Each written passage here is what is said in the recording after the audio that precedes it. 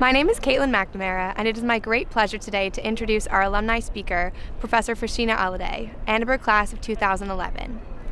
Professor Aladé came to Penn knowing she wanted to major in communication. Although initially considering a career in journalism, she quickly discovered an interest in media psychology and theory and began to pursue research instead. Throughout her time as a comm major, she was mentored by Annenberg faculty who nurtured her interest in studying children in media, supervised her honors thesis research, and encouraged her to go to graduate school.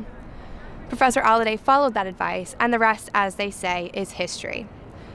Now an assistant professor of advertising and public relations in the College of Communication Arts and Sciences at Michigan State University, she researches the intersection of media effects, developmental psychology, and early childhood education, with a focus on young children's experience with educational media. While much research focuses on the negative effects of various types of media on children and adolescents, Professor Aladé prefers an approach aimed at discovering the positives. As a community-engaged scholar, she actively partners with community organizations to better design experiments and to get her findings to the people who can use them. At a time when understanding how children interact with and learn from media and digital platforms is a pressing societal need, Professor Aladé's work is more important than ever. It is my honor to welcome Professor Aladé to the virtual podium. Thank you so much for that generous introduction, and thank you, Dean Jackson, Associate Dean Paxton, and the Annenberg School for inviting me to speak with you all today. To the Annenberg class of 2021, congratulations on making it to this incredibly momentous occasion, and for doing so despite the extraordinary challenges you've had to navigate this year. It's pretty wild for me to think that exactly 10 years ago, I was right where you are today, reflecting on how I had spent the last 4 years, unsure of what life would look like next, but excited to take that next step towards starting my career as a children's media researcher. I want to tell you a bit about how I got to that point. I like to jokingly say that I've been in the field of communication since I was 14. I went to a very small high school in central New Jersey that was actually called Communications High School. At C'11, we got to take electives in areas like film, graphic design, and broadcast journalism. And that hands-on experience was a big part of my decision to apply to Penn, and why I was so excited to major in communication and take classes at Annenberg. My first big moment of career inspiration came when I was taking Dr. Capella's Persuasion and Communication class. I signed up to be a research participant so that I could earn extra credit in the class, and by pure luck, the study that fit my schedule best was in Dr. Deb Linebarger's Children's Media Lab, which was tucked away in the ASC basement. The researchers hooked me up to this eye tracking device and explained that they were studying how adults' eye gaze compared to children's eye gaze when watching an early literacy program. 15 minutes of Martha Speaks later, I walked out of that room thinking, whoa, I had no idea that that was a thing you could study and make a career out of. I had always loved working with kids, but never quite felt called to become a teacher. And meanwhile, I was becoming immersed in this world of media effects research. And this just seemed like such a perfect blend of those two interests. So from that point on, I enrolled in every children and media class I could, which led to my second big aha moment. I was taking a seminar on children and media during my senior year, and we watched a documentary called The World According to Sesame Street. It talked about the history of Sesame Street here in the US, where it was really the first show of its kind designed to reach children where they were, and then went on to highlight these amazing co-productions that Sesame was doing all over the world, where they don't just take American Big Bird and dub him in whatever the native language is. They work with local production teams to create programming that addresses the particular needs of those children. They worked in Kosovo to help children deal with the aftermath of the Civil War. In South Africa, they introduced a Muppet who was HIV positive to help children deal with the immense loss and grief of the AIDS epidemic, and to show that it was still okay to play with and to hug their friends who were HIV positive. By the end of the film, I had laughed, I had cried, and most importantly, I had decided that that was what I wanted to do with my life.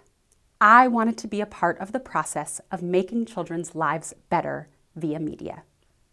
Meanwhile, the summer before senior year, I had landed a job working as a research assistant for Dr. Amy Jordan, whom some of you may remember.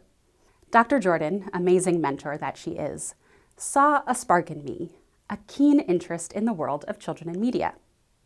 She also saw me grappling with this decision of whether I should apply to grad school. She really helped me understand that going to graduate school could open a lot of different doors for me. She pointed out that many of the people featured in that Sesame Street documentary, the people who I was convinced were doing my dream job, were people who had earned doctorate degrees. And so I applied to grad schools with faculty specializing in children and media. I didn't know exactly what I wanted to do afterwards, but I knew that I wanted to somehow contribute to our understanding of how media can be designed to better the lives of children and families. And now, in my life as a professor, that's what I get to do every day. In addition to teaching wonderful students like you all, I get to pursue the questions that I'm passionate about and to conduct research that helps children and families use media and technology to grow and develop in positive, healthy ways. Lately in my work, I've been looking at racial diversity and representation in children's media. We've seen a lot of evidence this year of our society dealing with this long overdue reckoning with white supremacy and racial oppression. Traditionally, media has only exacerbated those problems, but we have seen a growing number of positive, inclusive portrayals in certain sectors of the media industry. In my research, I've been focusing on television that's designed to get young children engaged in math and science. And I've been trying to answer the question of who exactly is modeling STEM engagement for these young viewers? How is television shaping their beliefs about what a scientist looks like? The answer is a bit complicated. On the one hand, white male characters are no longer dominating the screen the way that they have in the past. What we're seeing instead is, in these mostly animated programs, an increase in slightly tan or light brown characters, as well as a wide array of non-human skin tones. Now, you and I, as adults, might be able to see a green, a blue, and a purple character and understand that that's meant to represent racial diversity. But are 5-year-olds able to put that together? We know from lots of studies in communication and developmental psychology that young kids are really bad at understanding these types of subtle, implicit positive messages that are often embedded into TV programs. And so the studies I'm designing now are meant to help us figure all that out, to figure out what young kids are understanding from these cues, how parents and teachers can help them understand these subtle messages, and importantly, how content creators can do an even better job of representing diverse characters in realistic, authentic ways. Now, I know that out of all you brilliant 2021 Annenberg graduates, very few of you may be planning to pursue research careers. But I'm sharing the highlights of my journey with you today in the hopes that it will help you to recognize and discover some of your own aha moments. To that end, I want to close by offering 3 nuggets of wisdom that I've gleaned from my own experiences and that I hope will be useful to you as you carve out your own exciting paths ahead. Number 1, be open. It's great to be driven, to know what you want out of life and to go out and get it.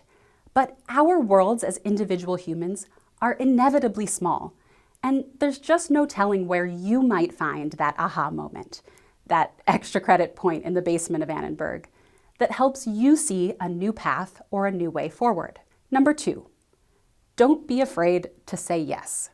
Now, giant caveat here, I'm sure that I'm talking to some fellow overachievers in the audience, so please do take this piece of advice with caution and make sure that you're always putting your physical and mental health first. But that said, looking back at my life and career thus far, a lot of seemingly random and superfluous yeses turned out to be wonderful opportunities that connected me with amazing people who helped me get where I am today. And that leads to my last piece of advice. Number 3, build community and give back to those communities who have built and strengthened you. Not every one of my yeses has had direct benefit to me or to my own career. A lot of those yes moments were really community building moments, seeing a place where I could make a difference and volunteering to jump in and help. I did a lot of this especially in grad school, which was a little controversial because grad school's a time where people really tell you to just keep your head down and get your work done. There was almost a sense of shame in participating in extracurriculars or doing anything that wasn't directly tied to my work, which was really a huge shift from what it was like at Penn. And I suspect that many of you will feel a similar culture shock in your first jobs. But I really, truly believe that those communities that I helped build added so much benefit and enrichment to my life. And you just never know which person you've helped or what act of service or kindness, no matter how small, may be remembered by someone who might be in a position someday to return the favor. Now, I definitely don't want to sit here and pretend like I have everything all figured out. I'm still quite junior in my career, and I know that I have so much to learn and probably a few more career twists and turns ahead of me. What I try to tell myself every day is that my job is to be the very best me that I can be right here, right now, in this moment, and to trust that that's enough, that I am enough, and that as long as I remain open to new possibilities, that things will play out the way they're meant to. And so today, to the Annenberg class of 2021, to a group of students who have already triumphed in the face of remarkable adversity, I say that same thing to you. Your job is to simply be the very best you that you can be in this moment, given all the tremendous obstacles that life and the global pandemic have thrown your way. And I truly believe that as long as you're open to new possibilities, that you say yes when it feels right, and that you continue to build community along the way, that you will have brilliant and fulfilling lives and careers ahead of you. Congratulations, class of 2021, and congratulations to your families and support systems that have guided you here today. I am so very happy for each and every one of you.